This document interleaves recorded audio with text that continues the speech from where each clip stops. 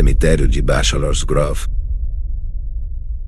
Meu nome é Rafael, tenho 45 anos e trabalhei por mais de 2 anos como zelador no cemitério de Bachelor's Grove, localizado nos arredores de Chicago, Illinois, nos Estados Unidos. Era 17 de outubro de 2010 quando comecei a trabalhar lá. Na época parecia ser um serviço tranquilo, longe da confusão da cidade, e eu pensava que ia ser fácil cuidar de um lugar aparentemente esquecido por todos. Mas mal sabia eu que estava entrando em um dos cemitérios mais assombrados do país, um lugar que já era conhecido por suas histórias de terror e relatos sobrenaturais. O local estava em uma área isolada, cercado por árvores que abafavam qualquer som da cidade. Logo no início ouvi as histórias sobre o cemitério, figuras fantasmagóricas, um carro fantasma e a famosa aparição de uma mulher vestida de branco sentada em uma lápide. Não acreditei em nada disso. Ou pelo menos, não queria acreditar. Meu amigo Diego, de 40 anos, sempre foi fascinado por contos de terror e fenômenos paranormais. Quando soube onde eu estava trabalhando, ele começou a me visitar regularmente, sempre em busca de alguma experiência sobrenatural. Lembro bem da minha primeira noite de trabalho, uma noite comum de outono, fria e silenciosa. O silêncio que dominava o cemitério era muito sinistro. Eu caminhava entre as lápides, ouvindo apenas o som das minhas botas, esmagando as folhas e gravetos secos, mas, de repente, ouvi algo mais. Passos leves, quase como se alguém estivesse me seguindo. Parei, olhei em volta, mas não vi nada. Na noite seguinte, Diego veio me ver, e eu contei a ele sobre os sons estranhos. Você já ouviu falar das histórias de terror desse lugar, não é? Disse Diego, com um sorriso maroto no rosto. Claro, mas não acredito nessas coisas. Deve ter sido só um animal ou o vento. Diego riu e balançou os ombros. Ele sempre foi mais corajoso, ou talvez só mais inconsequente. Mas algo naquela noite me deixou agitado. Parecia que o cemitério estava nos observando. Naquela mesma semana, Diego decidiu me acompanhar para explorar o cemitério depois do expediente. Era uma sexta-feira, 22 de outubro de 2010, por volta de meia-noite. Estávamos em uma das áreas mais antigas do cemitério, cercados por lápides cobertas de limo e árvores secas. De repente, vimos algo que me fez parar imediatamente. Sentada em uma lápide estava uma mulher vestida de branco, imóvel, olhando para o nada. Era como se ela não pertencesse àquele mundo. Não consegui tirar os olhos dela, e Diego também estava paralisado. Você está vendo isso? Sussurrei para Diego. Estou... Isso não é possível. Tentamos nos aproximar lentamente, mas no momento em que demos mais um passo, a figura da mulher desapareceu diante de nossos olhos, como se fosse um vulto dissolvendo-se no ar. Cara, isso foi um fantasma? Diego exclamou, ainda ofegante. Eu mal conseguia falar. Eu sabia das histórias de terror sobre o cemitério, mas vê-la com meus próprios olhos foi um choque. Diego, por outro lado, parecia fascinado, como se tivesse acabado de testemunhar algo que ele sempre quis ver. Poucos dias depois, em 28 de outubro, algo ainda mais estranho aconteceu. Diego e eu estávamos caminhando por uma das trilhas de terra quando ouvimos o som de um motor. Olhamos em direção ao som e vimos os faróis de um carro antigo se aproximando lentamente. O problema era que, depois das 6 da tarde, o cemitério era fechado e não havia como um carro estar lá. Quem diabos conseguiu entrar aqui com um carro? Perguntei confuso. O carro parecia estar se movendo devagar, mas quando chegou perto de nós, algo estava errado. O som do motor era fraco, quase inexistente. E o carro, um sedã antigo dos anos 1950, parecia estar flutuando levemente sobre o chão. Passou por nós e, quando olhamos para trás, ele desapareceu. Isso é impossível. Diego disse, chocado. Eu sabia que o carro fantasma era uma das histórias mais famosas do cemitério, mas nunca acreditei que poderia vê-lo. Ali estava, mais uma prova de que algo muito errado acontecia naquele lugar. Alguns dias depois, em 31 de outubro, dia das bruxas, Diego sugeriu que ficássemos no cemitério até tarde para ver se mais alguma coisa acontecia. Estávamos perto do lago no fim do cemitério, uma área conhecida por ser particularmente assombrada. O vento soprava forte e o ar estava frio, carregado de uma sensação pesada. Enquanto caminhávamos, ouvimos um som alto, como se algo tivesse caído. Olhamos em volta e vimos uma grande pedra se movendo sozinha, deslizando pelo chão. Não havia vento forte o suficiente para mover uma pedra daquele tamanho, e ninguém estava por perto. Rafael, isso é um poltergeist, cara. Diego disse, com seus olhos arregalados. Eu não sabia o que dizer. Meu coração estava disparado. A pedra continuou a se mover, como se uma força que não podíamos ver estivesse empurrando. Depois de alguns minutos, tudo ficou em silêncio novamente. Mas sabíamos que tínhamos acabado de presenciar algo sobrenatural. Depois de meses trabalhando no cemitério e vivenciando eventos paranormais cada vez mais intensos, decidi que era hora de sair. Mas Diego, agora obcecado, insistia que voltássemos uma última vez, só para encerrar com chave de ouro, como ele dizia. Eu relutava, mas acabei cedendo. Era 5 de novembro de 2010, uma noite fria e escura. Voltamos ao local do lago, onde o poltergeist havia se manifestado semanas antes. O silêncio estava ainda mais forte, e o ar parecia pesar sobre nós. Diego estava estranhamente calado, algo incomum para ele. Caminhamos por entre as árvores até chegarmos perto de uma lápide antiga. Lá, Diego parou de repente. Rafael, tem algo que preciso te contar. Eu me virei, confuso. O quê? Agora? No meio da noite? Lembra quando começamos a ver as coisas aqui no cemitério? As aparições, o carro fantasma?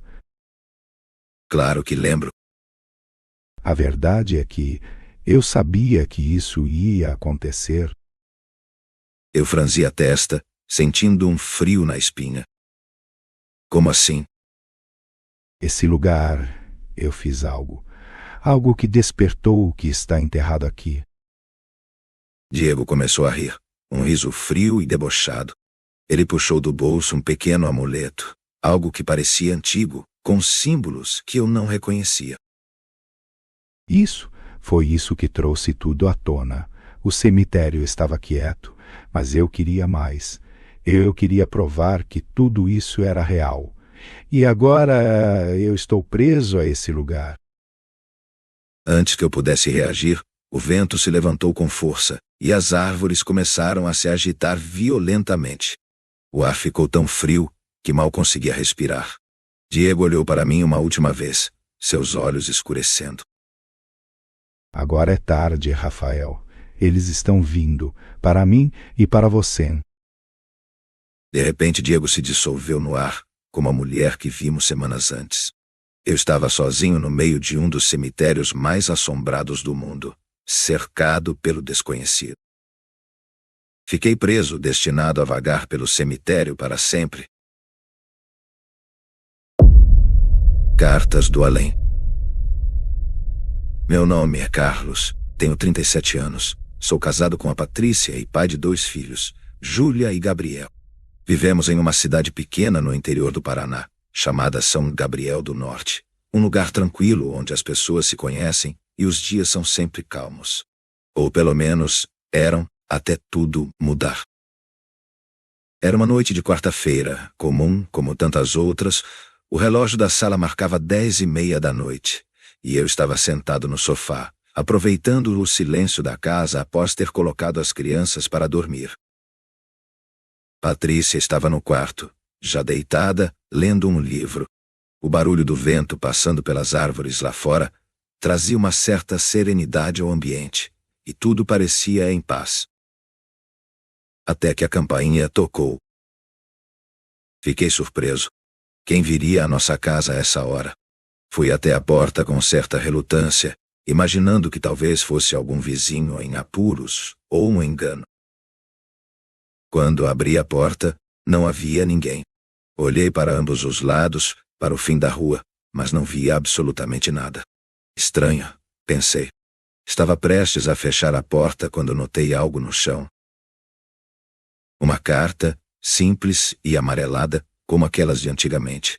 Não havia remetente nem selo. Apenas meu nome, Carlos Ferreira. Com uma sensação estranha, peguei a carta e a levei para dentro. Sentei-me à mesa da cozinha, curioso para saber o que continha na carta.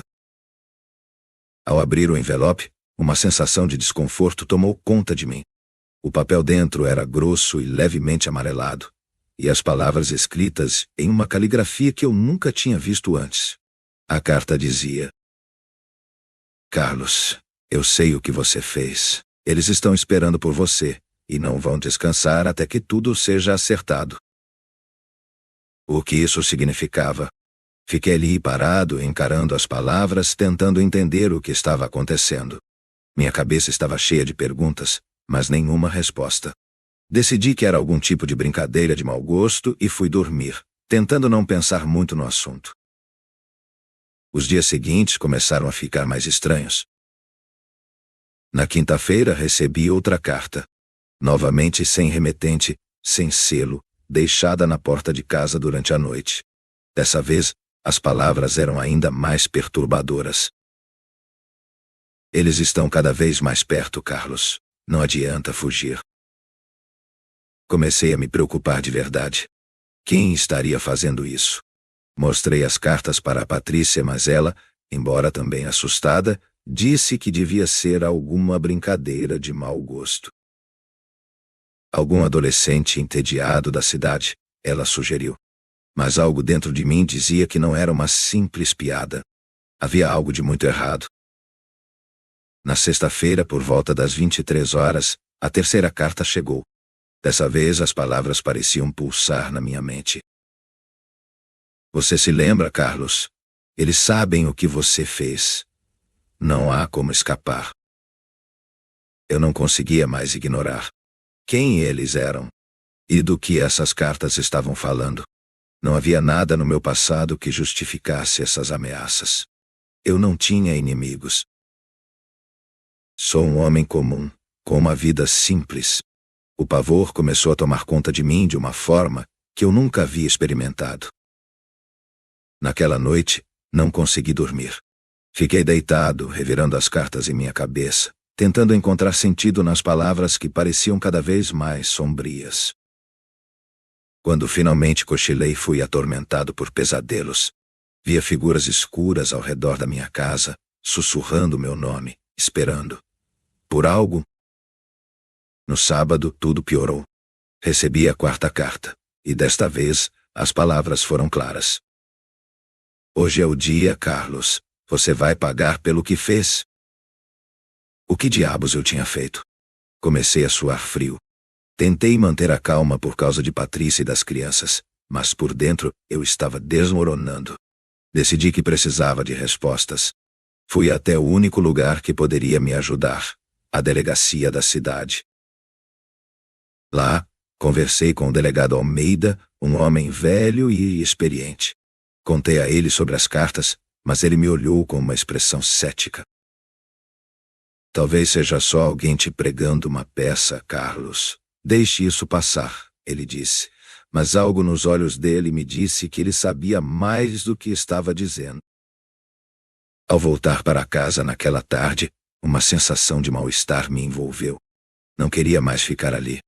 Algo me dizia que fugir não seria uma opção. À meia-noite, acordei com um barulho vindo da sala. Era como se alguém estivesse mexendo nas coisas.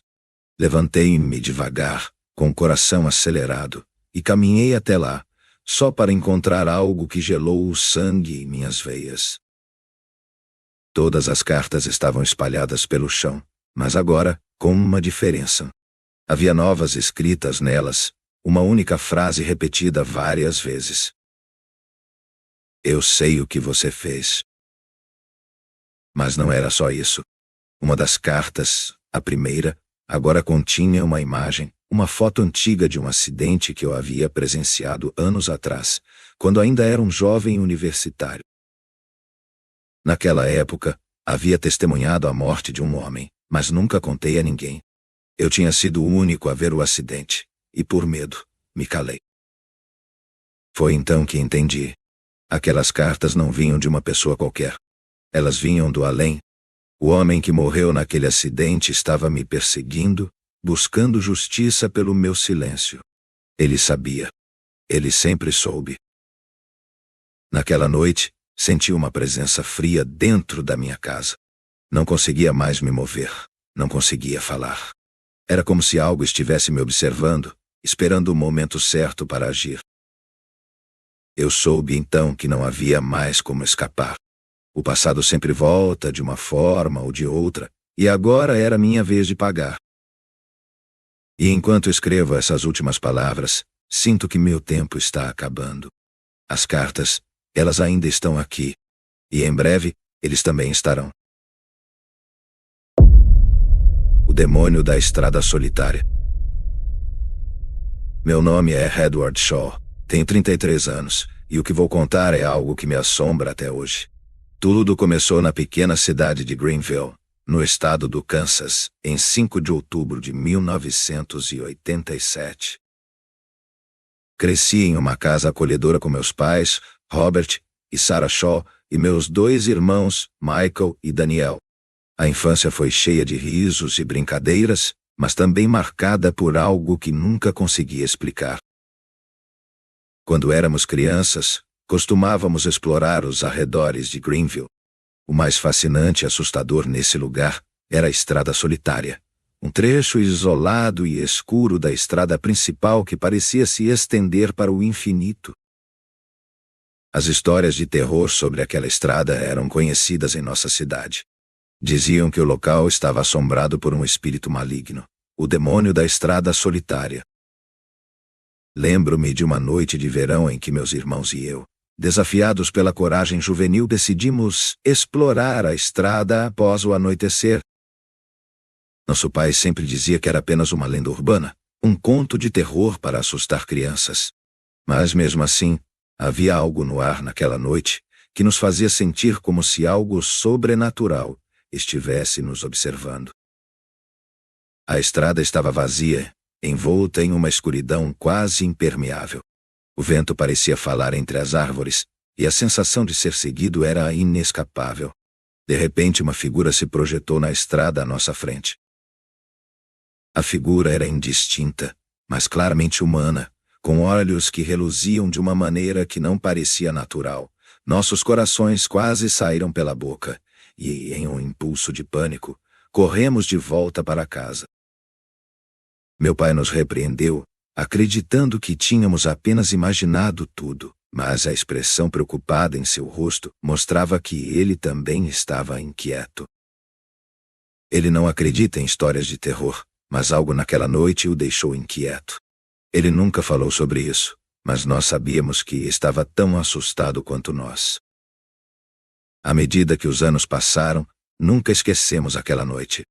Em 5 de outubro de 1997, exatamente 10 anos após nossa experiência, decidimos retornar à estrada solitária para tentar entender o que havíamos visto. Estávamos mais velhos e mais corajosos, mas a estrada parecia ainda mais sinistra. As lendas urbanas sobre aquele lugar continuavam a nos atormentar. A sensação de ser vigiado era ainda mais intensa. Chegamos no mesmo lugar da estrada onde vimos a sombra. A atmosfera estava compartilhada de um terror indescritível, como as lendas urbanas que ouvimos na infância, todas se tornando realidade. O vento estava mais forte, e quando olhamos para trás, uma sombra familiar apareceu à distância, Era a mesma figura que vimos 10 anos antes. A presença parecia mais ameaçadora, quase como se estivesse esperando por nós. Desesperados, corremos novamente, mas o que encontramos foi ainda mais perturbador. No caminho de volta para casa, encontramos marcas estranhas na estrada, como se algo tivesse sido arrastado por ali. Meu irmão Daniel tentou tirar fotos, mas a câmera falhou inexplicavelmente. E as fotos que tiramos estavam todas em branco. A sensação de pavor que sentimos naquela noite nunca nos abandonou. Voltamos para Greenville, e por semanas tivemos sonhos perturbadores sobre a estrada e o demônio. Michael começou a ter alucinações, vendo a sombra em todos os lugares, e Daniel ficou obcecado por investigar o histórico da estrada. Descobrimos que havia relatos de desaparecimentos e acidentes misteriosos que datavam de décadas. Os arquivos da cidade estavam repletos de histórias de terror semelhantes, mas nenhuma evidência concreta. Parecia que algo maligno estava sendo alimentado pelo medo e pela incerteza. Certa noite, enquanto pesquisávamos no porão, encontramos um velho diário pertencente a um morador anterior da cidade. O diário estava cheio de anotações sobre rituais e entidades sobrenaturais. Entre as páginas, havia uma descrição do demônio da estrada solitária, que era perturbadoramente semelhante à nossa experiência. O autor mencionava um pacto sombrio, um demônio que se alimentava das almas dos viajantes e os arrastava para o abismo eterno. Hoje, aos 33 anos, ainda sou assombrado por aquele evento. As histórias de terror sobre a estrada solitária parecem mais reais do que nunca, e o demônio da estrada solitária continua a ser um mistério sem explicação.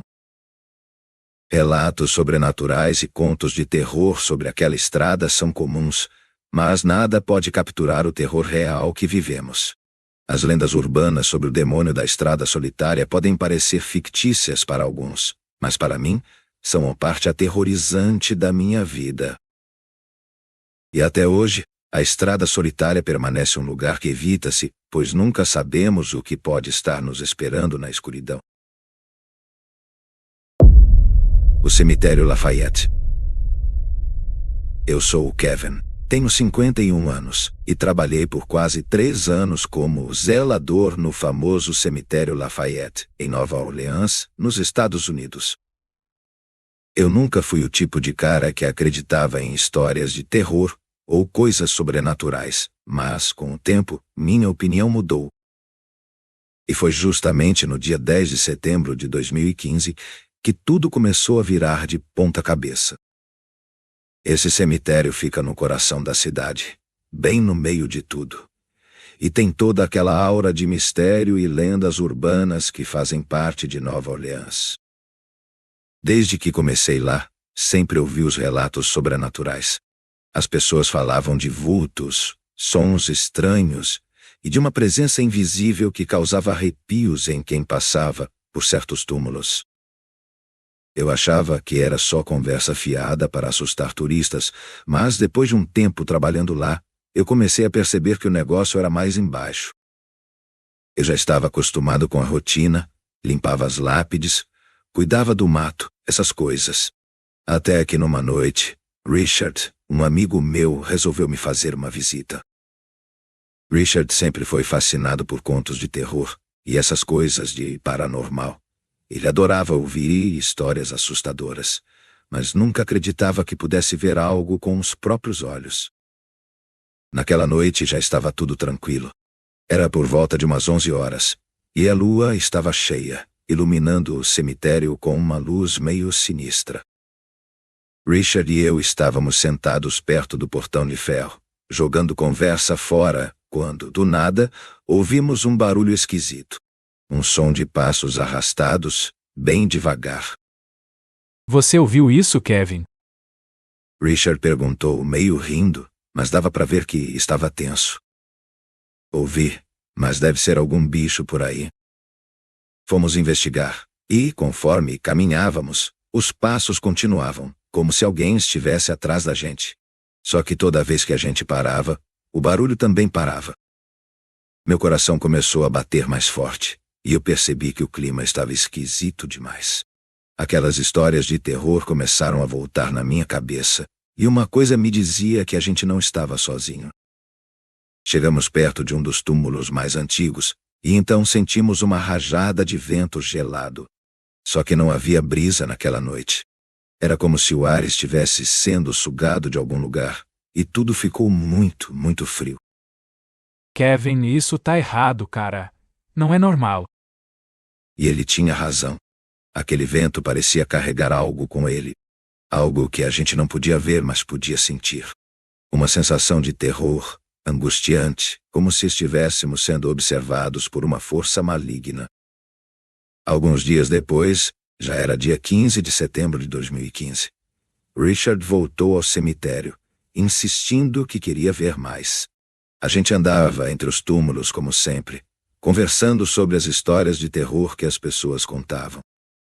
Quando chegamos numa parte do cemitério, percebemos algo bizarro. Alguns dos túmulos estavam diferentes. Era como se tivessem sido movidos. As lápides, que eu tinha certeza de estarem num lugar, agora estavam em outro. Richard olhou para mim, meio sem entender. Isso aqui tá esquisito demais, Kevin. Não tem como esses túmulos se moverem sozinhos. Eu sei. Mas quem ia mexer nisso no meio da noite? O problema é que ninguém tinha entrado no cemitério além da gente. As grades estavam fechadas e não tinha sinal de arrombamento. Richard começou a ficar preocupado de verdade. E eu também. Aquelas histórias de fantasmas e relatos sobrenaturais que eu tanto achava besteira agora faziam um sentido assustador. Na noite seguinte, 16 de setembro, Richard e eu decidimos que era melhor deixar isso para lá e não mexer mais com o desconhecido. Mas algo não deixou. A cidade de Nova Orleans é cheia de energia estranha, e no cemitério Lafayette isso parece ser amplificado.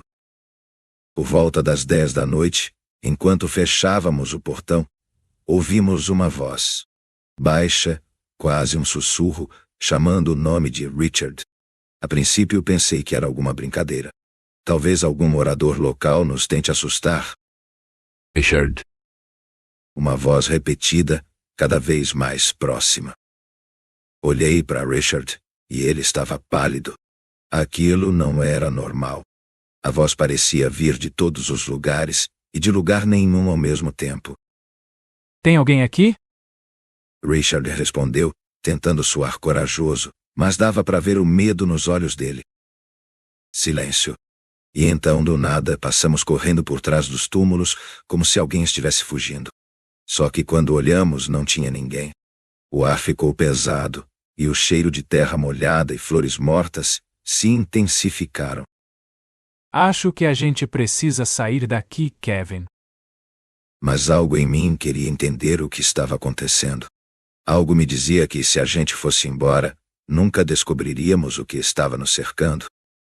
A última vez que Richard e eu fomos ao cemitério juntos foi no dia 20 de setembro de 2015. Decidimos que, depois de tudo o que vimos, seríamos despedidos. Entramos no cemitério por volta das 9 da noite. A lua já estava alta, e a cidade ao redor parecia mais quieta do que o normal. A gente estava na área mais ao fundo, perto dos mausoléus.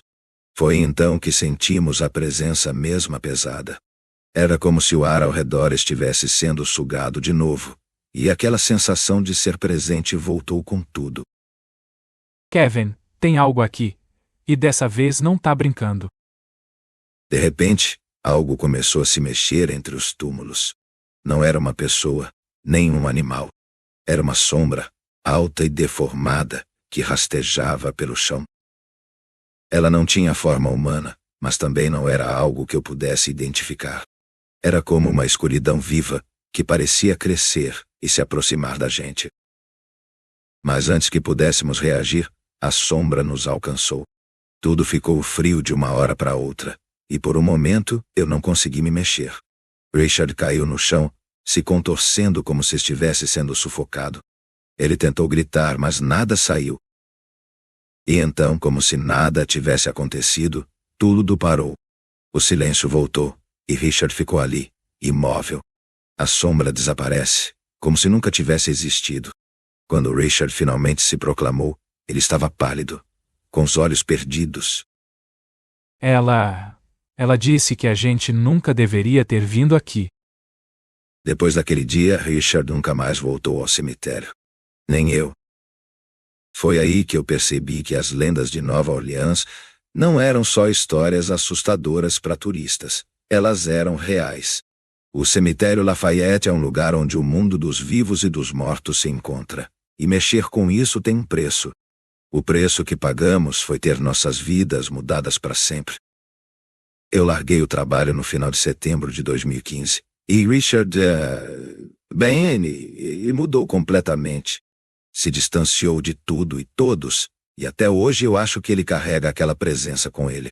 Se um dia você for a Nova Orleans e alguém te contar sobre o cemitério Lafayette, pense 2 vezes antes de brincar com o desconhecido. A maldição da noiva. Eu nunca acreditei em maldições. Pelo menos, não até me mudar para a pequena cidade de Brighton, na Austrália. Um lugar tranquilo, rodeado por florestas e praias desertas. Parecia o lugar perfeito para escapar do caos da cidade grande. Mas ao cair da noite, Brighton mostrava outro lado. Um lado obscuro do qual ninguém gosta de falar. Logo na primeira semana, ouvi boatos sobre a noiva da floresta. Era uma história que os moradores antigos contavam, algo que acontecera muitos anos atrás. Diziam que uma jovem chamada Evelyn, no dia de seu casamento, desapareceu misteriosamente no caminho para a igreja. Seu vestido branco foi encontrado pendurado em uma árvore na floresta, manchado de lama e sangue. Ninguém jamais encontrou o corpo. A história diz que seu espírito ainda vaga pela floresta, procurando seu noivo, amaldiçoando qualquer um que ousar cruzar seu caminho. Eu, claro, não acreditava. Até aquela noite. Estávamos em um bar local quando meu amigo Tom sugeriu que fôssemos até a floresta, perto do velho caminho onde a noiva desapareceu. Ele achava que seria uma aventura divertida, uma forma de desafiar a lenda. Contra o meu bom senso, eu concordei. Chegamos à floresta pouco antes da meia-noite. O vento frio soprava entre as árvores, fazendo os galhos se moverem como mãos que tentavam nos alcançar. Não havia lua, apenas a escuridão nos cercando. Usamos lanternas, mas a luz parecia fraca, quase como se algo estivesse sugando a energia. Enquanto caminhávamos, comecei a sentir algo estranho. Não estava sozinho, tinha certeza. A sensação de estar sendo observado crescia a cada passo. O som dos nossos passos parecia ecoar alto demais, como se o próprio chão estivesse nos alertando para não continuar. De repente ouvimos uma voz suave, carregada pelo vento.